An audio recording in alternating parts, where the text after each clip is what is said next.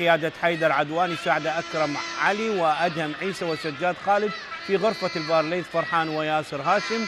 مقيما للحكام كاظم عودة ومسرف المباراة صبحي كامل. انطلقت احداث الشوط الثاني. النفط بزي السماوي على يمين الشاشه، كره خطيره وتسديده، جول جول!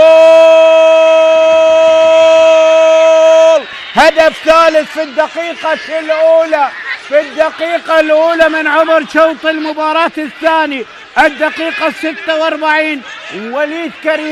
وليد كريم يقتل اربيل بهذا الهدف ويسجل هدف مبكر، هدف ثالث. شوف الكره، شوف كرة قصيرة مقطوعة ومحاولة، والكرة شوف وليد على الطاير على يسار الحارس دولبان، والكرة تمر على يسار الحارس دولبان. وليد كريم يسجل هدف الشخص الثالث بعد أن سجل في شباك نوروز وديالة، يسجل الهدف الثالث.